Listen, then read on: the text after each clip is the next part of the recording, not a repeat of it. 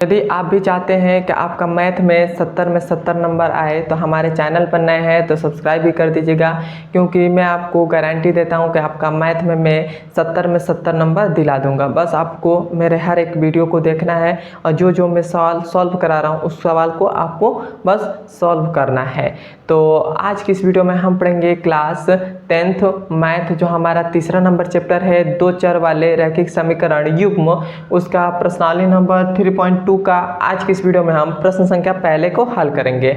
और हमने इसके पिछले वाले लेक्चर में बताया था प्रश्न संख्या मतलब प्रश्नावली नंबर 3.2 में हमें केवल प्रतिस्थापन विधि से सवाल को सॉल्व करना होता है। और मैंने बता दिया था कि प्रतिस्थापन विधि से कोई भी हमें दो समीकरण दे दे तो हम उस समीकरण को कैसे हल करते हैं वो हमने बता दिया था।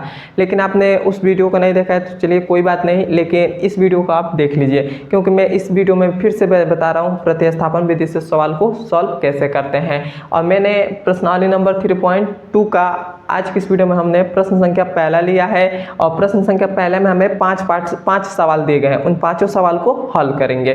तो यह हमारे पास प्रश्न संख्या पहला कह रहा है, निम्न रैखिक समीकरण युग्म को प्रतिस्थापन विधि से हल कीजिए।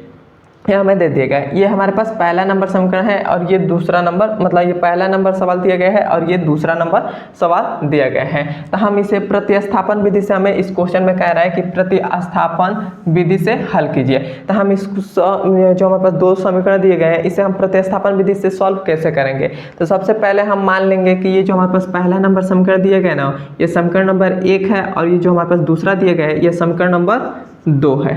क्लियर है। जब भी हमें कहते हैं कि प्रतिस्थापन विधि से हल करिए और ऐसे हमारे पास दो समीकरण दे दे तो हम सबसे पहले तो मान लेंगे कि यह समीकरण नंबर 1 है और दूसरे वाले को हम मान लेंगे समीकरण नंबर 2 है। और उसके बाद हम क्या करेंगे, उसके बाद दोनों समीकरण में से किसी भी एक समीकरण से x या y का मान हम निकाल लेंगे।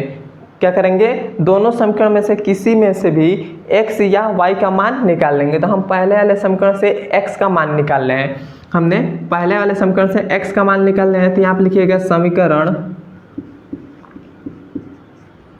1 से x से x का मान निकालेंगे। तो हम क्या करेंगे, इस y को हम इक्वल टू का इधर भेज देंगे तो हमारे पास क्या बचेगा, इधर हमारे पास बचेगा x बराबर में क्या बचेगा, इधर 14 है तो 14 हो जाएगा और यहाँ पर प्लस का y है तो इक्वल टू का इधर आएगा तो क्या हो जाएगा, माइनस का y हो जाएगा। क्लियर हो गया। और ये जो हमारे पास आया यह समीकरण नंबर 3 हम लिख देंगे, इसे मान लेंगे कि समीकरण नंबर ये जो है 3 है। अब ये जो हमारे पास x का मान ये जो निकला है ना, ये x का मान है ये हमारे पास जो निकला है, अब हम क्या करेंगे समीकरण नंबर 2 में रख देंगे। हम x का मान ये जो निकला है वो समीकरण नंबर 2 में रख देंगे। तो हम यहाँ पर x की जगह पर हमें x है तो इसके जगह पर हमें क्या रखना है, 14 माइनस का y। तो यहाँ पर हम रख देंगे, यहाँ पर लिखेंगे समीकरण 2 में x का मान रखने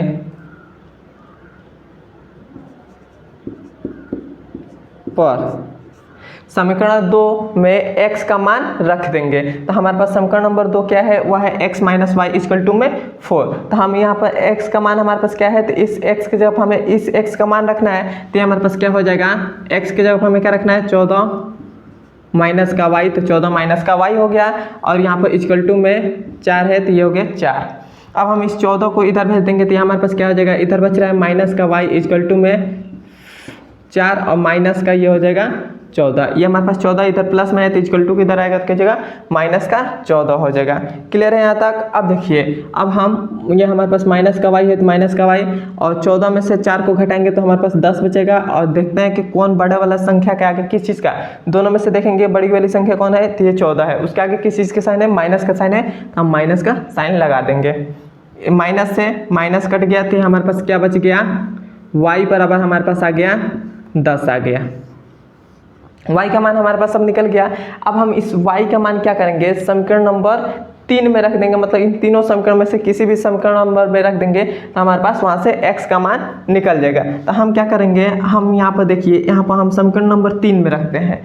क्यों 3 में रखते हैं? क्योंकि हमें आसान पड़ जाता है। इन दोनों में भी रखेंगे तभी भी हमारे पास वहाँ से x का मान निकल जाएगा। लेकिन हम अपने मतलब मैं जब करता हूँ सवाल को तो मैं समीकरण नंबर 3 में रखता हूँ, जो समीकरण हम बनाए रहते हैं उसमें रखते हैं। क्योंकि यदि हम y का मान यहाँ पर हम 10 रख देंगे, y का मान 10 है, यहाँ पर 10 रख देंगे तो यहाँ से हम 14 में से 10 घटा देंगे तो हमारे पास कितना बचेगा, 4 बचेगा। तो x का मान डायरेक्ट हमारे पास 4 आ जाएगा। लेकिन यदि हम यहाँ पर रखते हैं तो हम फिर से यहाँ पर रखेंगे तो इसको इधर करेंगे, फिर से मतलब आगे सॉल्व से करेंगे तब हमारे पास आ जाएगा। या इसमें भी रखेंगे तो इसको इधर करेंगे तब हमारे पास थोड़ा सा इधर मतलब थोड़ा सा प्रॉब्लम आती है। लेकिन इसमें हम कर देंगे तो हमारे पास सवाल आसान पड़ जाता है। तो हम क्या करेंगे, y का मान समीकरण नंबर 3 में रख देंगे। तो यहाँ पर हम लिख देंगे समीकरण 3 में y का मान रखने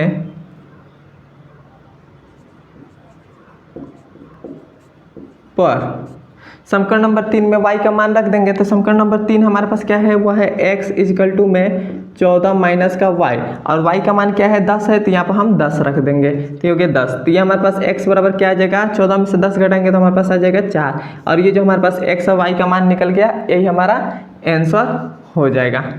क्लियर है? यहाँ तक आपको समझ में आ गया होगा कि प्रतिस्थापन विधि से सवाल को कैसे सॉल्व करते हैं। यहाँ तक क्लियर है? यहाँ तक आपको समझ में आया है तो कमेंट में बता दीजिए, और हमारे चैनल पर नए हैं तो अभी तक ने सब्सक्राइब नहीं किया है तो पहले सब्सक्राइब भी कर दीजिएगा। अब हम दूसरा नंबर सवाल को सॉल्व करेंगे। तो हम सबसे पहले क्या करते हैं, दूसरा वाले सवाल को सॉल्व करने के लिए हम सबसे पहले तो मानते हैं कि यह समीकरण नंबर 1 है, यह समीकरण नंबर 2 है। तो हम क्या करेंगे, यहाँ पर हम सबसे पहले तो इसे हम मानेंगे कि यह जो है समीकरण नंबर 1 है,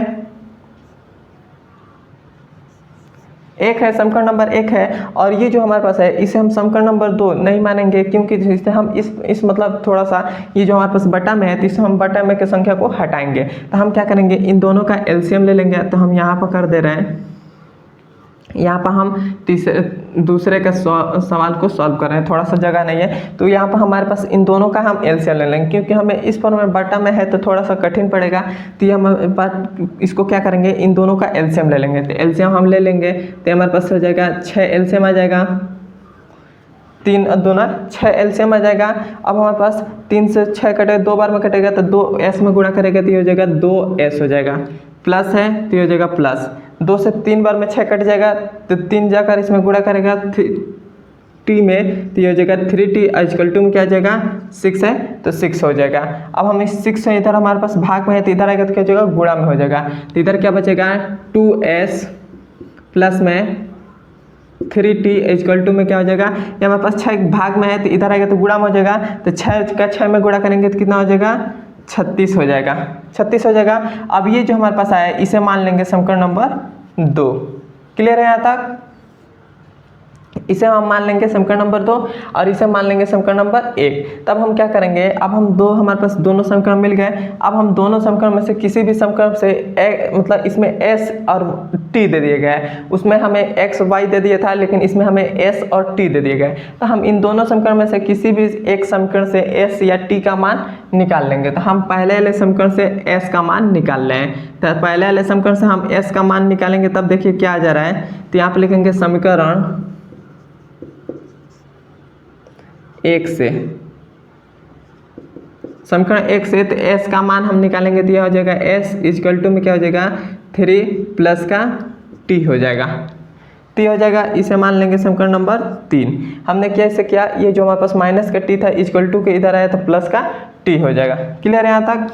अब देखिए अब हमारे पास s का मान हमारे पास निकल गया है। तब हम इस s का मान समीकरण नंबर 2 में रख देंगे। तो 2 में रखेंगे तो हमारे पास यहाँ पर लिखेंगे समीकरण 2 में s का मान रखने पर, समीकरण नंबर 2 में s का मान रख देंगे। तो समीकरण नंबर 2 हमारे पास है 2 और s के जगह पर हमें क्या रख देना है 3 प्लस का t और प्लस में हमारे पास है 3t तो ये हो जाएगा 3t इक्वल टू में 36 है तो ये हो गया 36। क्लियर है यहाँ तक? अब देखिए, अब हम इसमें गुणा करेंगे तो ये हमारे पास 3 दूना 6 हो जाएगा, प्लस है तो प्लस 2 का टी में गुणा करेंगे तो 2t हो जाएगा, अब प्लस है तो प्लस हो गया।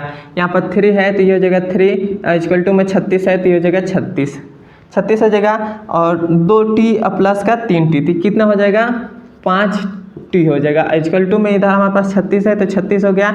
अब ये जो हमारे पास 6 बच रहा है इक्वल टू को हम इधर भेज देंगे तो ये हो जाएगा माइनस का 6 हो जाएगा, तो हमारे पास हो जाएगा 5t इक्वल टू में 36 में से 6 घटा देंगे तो हमारे पास 30 बचेगा, और 5 एका ने 5 5 छके 30, तो हमारे पास t का मान कितना आ गया 6 आ गया। अब हमारे पास t का मान कितना आ गया 6 आ गया। अब हमारे पास t का मान 6 आ गया है तो हम इस समीकरण नंबर 3 में रख देंगे t का मान, तो यहाँ पर हम लिखेंगे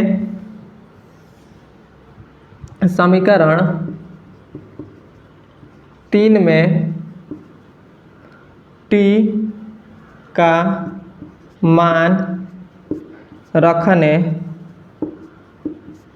पर, समीकरण नंबर 3 में t का मान रख देंगे तो समीकरण नंबर 3 क्या है s इक्वल टू में है 3 प्लस t, तो t का मान कितना है 6 है तो 6 हो गया, और तो s बराबर क्या आ जाएगा 6 3 9 हो जाएगा, तो s का मान भी कितना आ गया 9 आ गया, और ये जो हमारे पास आया यही हमारा आंसर हो जाएगा।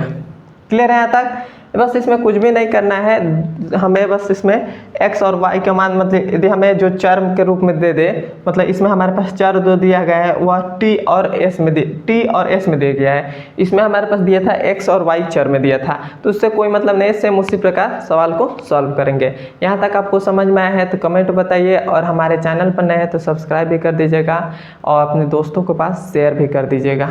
तो आइए अब हम चलते हैं इसके तीसरे नंबर सवाल पर। ये हमारे पास तीसरा नंबर सवाल है, और ये चौथा नंबर सवाल है, और ये 5वां नंबर सवाल है। इसमें जो तीसरा नंबर सवाल है ये बहुत ही आसान है, तो इसे मैं आपको होमवर्क में दे रहा हूँ, आप इसे होमवर्क में कर लीजिएगा। यदि आप होमवर्क में करिएगा नहीं आता है तो कमेंट में करिएगा, मैं इस तीसरे नंबर सवाल को भी बता दूंगा। और अब हम चौथा नंबर सवाल हल करेंगे। तीसरा नंबर सवाल मैं आपको दे रहा हूँ, आप हल करिएगा, हल हो जाए तो अच्छी बात है, नहीं हल होगा तो कमेंट करिएगा, मैं वीडियो बनाकर अपलोड कर दूंगा, आप देख सकते हैं। तो हमने तीसरा नंबर सवाल आपको होमवर्क दे दिया, अब हम चौथा नंबर सवाल हल करेंगे। चौथा नंबर हमारे पास है 0.2x प्लस में है 0.3y इक्वल टू में है 1.3, और दूसरा वाला हमारे पास है वह है 0.4 प्लस में यहाँ पर 4x है 0.4x प्लस में है 0.5y इक्वल टू में है 2.3। ये हमारे पास है समीकरण, तो हम इसे क्या करेंगे, इन दोनों समीकरण को हम ऐसे भी हल कर सकते हैं, लेकिन हमारे पास ये जो पॉइंट में दिए गए हैं ना, इस हम पॉइंट से हम बाहर पहले निकालेंगे। तो बाहर निकालेंगे तो क्या करेंगे, देखिए हमारे पास ये दशमलव यदि यहाँ पर आ जाए तो हमारे पास 2 हो जाएगा, तो हमारे पास पॉइंट में दे दिया गया, तो हम क्या करेंगे, इसमें सब में हम 10 से भाग कर देंगे। तो भाग करेंगे तो ये हमारे पास क्या हो जाएगा, ये हो जाएगा, जब इसमें हम 10 से भाग करेंगे तो ये हमारे पास हो जाएगा 2x और बट्टा में हो जाएगा 10, प्लस में है तो प्लस, ये हमारे पास हो जाएगा 3y और बट्टा में हो जाएगा 10, और इधर हमारे पास हो जाएगा 13 और बट्टा में हो जाएगा 10 हो जाएगा। तो हमने कैसे किया, देखिए हमारे पास है 0.2 है, इसमें हम 10 से भाग कर देंगे, 10 से हम गुणा कर देंगे और 10 से हम भाग कर देंगे। तो हमारे पास 10 का अगर हम इस 0.2 में गुणा करेंगे तो ये हमारे पास 2 आ जाएगा, और बटा में 10 है तो ये हो गया 10। तो वही हमने लिख दिया 2x बटा में 10, और यहाँ पर लिख दिया 3y बटा में 10, यहाँ पर लिख दिया 13 बटा में 10, वैसे हमने लिख दिया है। तो ये हमारे पास 0.2 है, तो इसको हम 10 से गुणा कर दिए और 10 से भाग कर दिए, तो हमारे पास मतलब ये होगा, मतलब सॉल्व करके हमारे पास क्या आ गया 2 बटा में 10 आ जाएगा। तो ये हमने यहाँ पर ऐसे कर दिया। क्लियर है यहाँ तक? अब हम क्या करेंगे, अब हम इनका एलसीएम ले लेंगे। तो एलसीएम हम लेंगे तो हमारे पास क्या आ जाएगा, एलसीएम 10 आ जाएगा, 10 से 10 कट जाएगा तो ये हो जाएगा 2x प्लस है तो प्लस, 10 से 10 कट गया तो ये हो जाएगा 3y, और इक्वल टू में हमारे पास क्या है 13 बटा में 10 है तो 10 से 10 कट जाएगा तो हमारे पास क्या बचेगा 2x प्लस में 3y इक्वल टू में 13। अब ये जो हमारे पास आया ये हो जाएगा समीकरण नंबर 1। क्लियर है यहाँ तक? समीकरण नंबर 1 हो जाएगा। अब हम जिस प्रकार इसको हम समीकरण नंबर 1 हमने लाए उसी प्रकार मतलब समीकरण नंबर ये जो हमारे पास 1 आया है उसी प्रकार हम इसको भी समीकरण नंबर 2 बनाएंगे। तो हम इसको भी उसी प्रकार करेंगे। तो हम क्या करेंगे, इसमें हम 10 से गुणा कर देंगे, 10 से भाग कर देंगे। तो ये हो जाएगा 10 से भाग, फिर से प्लस है तो प्लस, ये हो जाएगा 5y इसके बटा में हो जाएगा 10, ये हमारे पास हो जाएगा 23 हो गया, 23 हो गया, ये हमारे पास हो गया। अब हम इनका भी एलसीएम ले लेंगे, सॉरी यहाँ पर बटा में 10 हो जाएगा। अब हम इनका भी एलसीएम ले लेंगे। तो एलसीएम हम लेंगे तब देखिए हमारे पास क्या आ जाएगा, एलसीएम हमारे पास 10 आ जाएगा, 10 से 10 कट गया तो क्या हो जाएगा 4x बचेगा, प्लस है तो प्लस, 10 से 10 कट गया तो ये हो जाएगा 5y, अब बट्टा में क्या है इक्वल टू हमारे पास है 23, अब बट्टा में 10 है तो 10 हो गया, 10 से 10 कट गया तो हमारे पास क्या बचा 4x प्लस में 5y इक्वल टू में 23 बच गया। इसे हम मान लेंगे समीकरण नंबर 2, समीकरण नंबर 2 मान लिया। अब हमारे पास समीकरण नंबर 1 और समीकरण नंबर 2 निकल गया है, समीकरण नंबर 1 और समीकरण नंबर 2 निकल गया है। तो अब हम क्या करेंगे, अब हम समीकरण नंबर 2 या समीकरण नंबर 1 या 2 से किसी भी दोनों समीकरण में से हम x या y का मान निकालेंगे। तो हम यहाँ से समीकरण नंबर 1 से x का मान निकाल रहे हैं। तो यहाँ पर लिख देंगे समीकरण 1 से, समीकरण 1 से x का मान हम निकाल लेंगे। तो x का मान निकालेंगे तो क्या करेंगे, पहले तो हम इस 3y को इक्वल टू के इधर भेज देंगे। तो इधर हमारे पास क्या बच रहा है 2x और इक्वल टू में हमारे पास क्या हो जाएगा 13 है, तो 13 और 3y को इक्वल टू के इधर भेज देंगे तो माइनस का 3y हो जाएगा। इधर प्लस में 3y था तो इक्वल टू के इधर आएगा तो माइनस का 3y हो जाएगा। क्लियर है। अब हम इस 2 को भी इधर भेज देंगे तो ये हमारे पास हो जाएगा x बराबर 13 माइनस का 3y और बट्टा में हो जाएगा 2, ये हमारे पास हो गया। अब ये जो हमारे पास आया इसे हम मान लेंगे समीकरण नंबर 3, समीकरण नंबर 3 मान लेंगे। और ये हमारे पास x का मान निकल गया। अब हमारे पास x का मान निकल गया है तो अब हम समीकरण नंबर 2 में रख देंगे। तो यहाँ पर लिखेंगे समीकरण 2 में x का मान रखने पर, समीकरण नंबर 2 में x का मान रख देंगे। तो समीकरण नंबर 2 हमारे पास क्या है, वह है 4x के जब हमें ये रखना है मान तो हम यहाँ पर रख देंगे 13 माइनस का 3y और बट्टा में 2 है तो 2 हो गया, फिर से प्लस में 5y है तो 5y इक्वल टू में क्या हो जाएगा 23 है तो 23 हो गया, ये हमारे पास हो गया।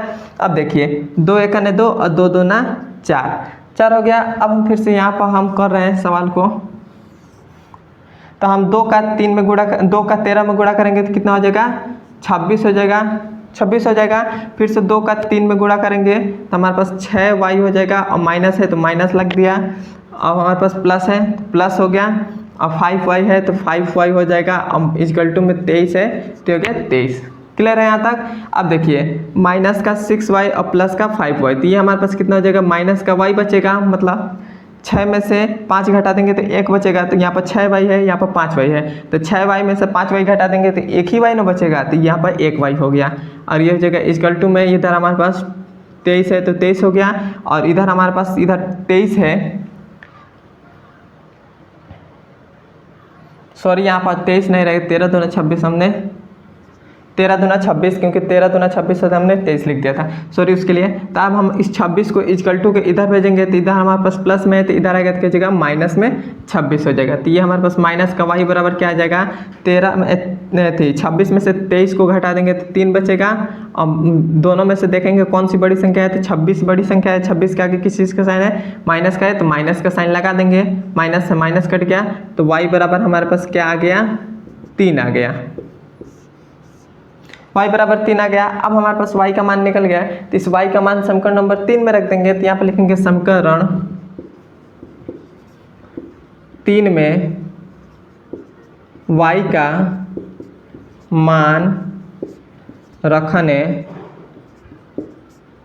पर, समीकरण नंबर 3 में y का मान रख देंगे। तो समीकरण नंबर 3 हमारे पास क्या है, वो है x बराबर 13 माइनस का 3y, y का मान कितना है 3 है, तो ये हो जाएगा 3 और बट्टा में 2 है तो 2 हो गया। तो x बराबर क्या आ जाएगा 13 है तो ये हो जाएगा 13 माइनस 3 3 का 9 और बट्टा में 2 है तो 2 हो गया। 2 हो गया। अब देखिए ये हमारे पास हो जाएगा x बराबर 13 में से 9 को घटा देंगे तब हमारे पास कितना बचेगा, हमारे पास बचेगा 4 बचेगा और बट्टा में 2 है तो 2 हो गया, 2 कने 2 2 दूना 4, तो x बराबर क्या आ गया 2 आ गया। तो ये हमारे पास x का मान कितना आ गया 2 आ गया और ये जो हमारे पास आया यही हमारा आंसर हो जाएगा। क्लियर है यहाँ तक? सवाल को मैंने कैसे सॉल्व किया अब आपको समझ में आ रहा होगा कैसे मैं प्रतिस्थापन विधि से सवाल को मतलब समीकरण को कैसे सॉल्व करते हैं। ये हमारे पास चौथा नंबर हो गया। अब हम इसको चौथे नंबर को मिटाकर पांचवा नंबर सवाल हल कर रहे हैं। तो चौथा नंबर सवाल हम मिटा दे रहे हैं।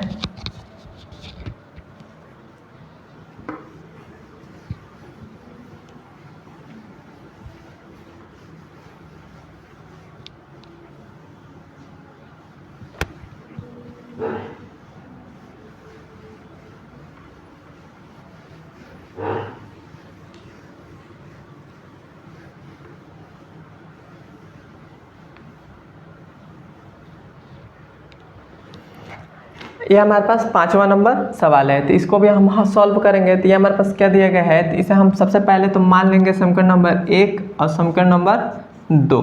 पहले मान लेंगे समीकरण नंबर 1 और समीकरण नंबर 2।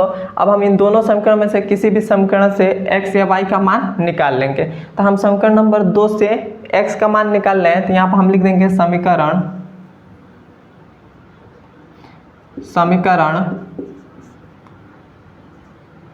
2 से समीकरण 2 से x का मान निकालेंगे। तो x का मान निकालने के लिए हम क्या करेंगे, पहले माइनस का √8y है इक्वल टू को इधर भेज देंगे। तो इधर हमारे पास क्या बचेगा, इधर हमारे पास बचेगा अंडर में 3x इक्वल टू में क्या हो जाएगा √8y हो जाएगा।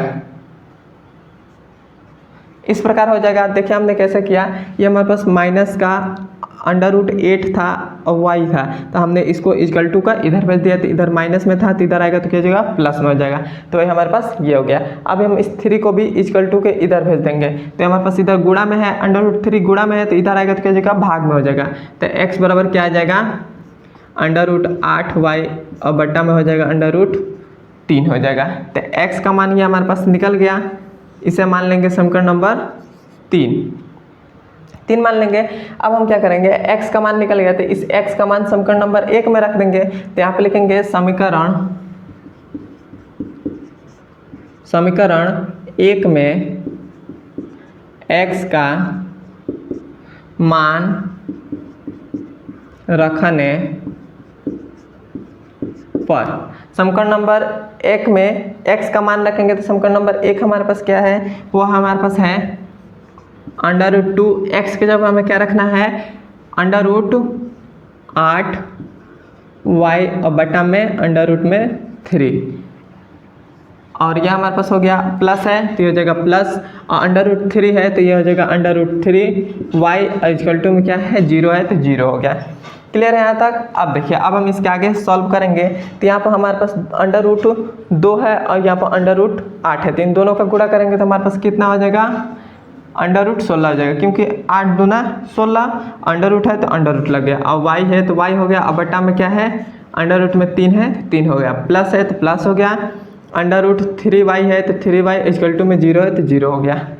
अब हम इसका एलसीएम ले लेंगे। तो एलसीएम लेंगे तो हमारे पास √3 एलसीएम आ जाएगा, √3 से 3 कट जाएगा तो हमारे पास कितना हो जाएगा 16 का √16y। तो 16 का मतलब 4 का स्क्वायर क्या होता है √16 का क्या हो जाएगा 4 हो जाएगा, y है तो y हो गया, प्लस है तो प्लस यहाँ पर कुछ भी नहीं तो 1 है तो 1 से √ कटेगा तो √3 जाकर इसमें गुणा करेगा। तो यहाँ पर देखिए √3y है और इसमें एक और √3 जाकर गुणा करेगा तो क्या हो जाएगा ये √3 हो जाएगा, y है तो y हो गया। तो ये हमारे पास क्या हो जाएगा √3y हो जाएगा 3y हो जाएगा। क्लियर है यहाँ तक? और इधर इक्वल टू में 0 है तो 0 हो गया। अब हम इस क्या करेंगे √3 को इक्वल टू के इधर भेज देंगे तो हमारे पास बचेगा 4y, यहाँ पर 4y है यहाँ पर 3y है तो इन दोनों को ऐड करेंगे तो कितना हो जाएगा 7y हो जाएगा और इधर हमारे पास इक्वल टू में 0 बचेगा। 7 को इधर भेज देंगे तो y बराबर क्या आ जाएगा 0 आ जाएगा क्योंकि 7 इधर गुणा में है तो इधर आएगा तो भाग में हो जाएगा। भाग करेंगे जीरो में, किसी भी संख्या से जीरो से भाग करेंगे तो जीरो ही आ जाएगा। तो y का मान कितना आ गया, 0 आ गया। क्लियर है यहाँ तक। हमने इस 3 को इक्वल टू के इधर भेजा तो इधर भाग में था तो गुणा करेगा, जीरो से किसी भी संख्या में गुणा करेंगे तो 0 ही आ जाएगा, तो वही 0 आ गया। और 7 को इधर भेज दिया तो इधर भाग में आ गया, तो भाग किसी भी संख्या में 0 से भाग करेंगे तो 0 आ गया। तो y का मान कितना आ गया, 0 आ गया। अब हमारे पास y का मान 0 आ गया है, तब हम क्या करेंगे, इस समीकरण नंबर 3 में रख देंगे। तो आप लिखेंगे समीकरण 3 में y का मान रखने पर, तो समीकरण नंबर 3 हमारे पास क्या है, वह है x बराबर अंडर रूट में 8 और y का मान कितना है, 0 है तो 0 हो गया, और बटा में हमारे पास क्या है, अंडर रूट 3 है तो 3 हो गया। तो 0 से इसमें गुणा करेंगे तो हमारे पास 0 आ जाएगा, तो x का मान भी कितना आ गया, 0 आ गया। क्लियर है यहाँ तक। ये हमारा आंसर हो जाएगा। यहाँ तक आपको समझ में आ गया होगा, आशा करते हैं। यदि आपको समझ में नहीं आया तो वीडियो को दोबारा देखिए, फिर भी नहीं समझ में आ रहा है तो कमेंट करिए, मैं नए वीडियो बना दूंगा आप सभी के लिए। और यहाँ तक आपको समझ में आया तो कमेंट करके मुझे बताइए, और वीडियो आपको कैसा लगा है ज़रूर बताइएगा। और अभी तक ना हमारे इंस्टाग्राम को आपने फॉलो नहीं किया है तो फॉलो कर लीजिए, क्योंकि आप सभी के लिए हम वहाँ पर मोटिवेशनल वीडियो डालते हैं जिससे आप मोटिवेट रहें। अब हम मिलते हैं इसके अगले नंबर वीडियो में। धन्यवाद।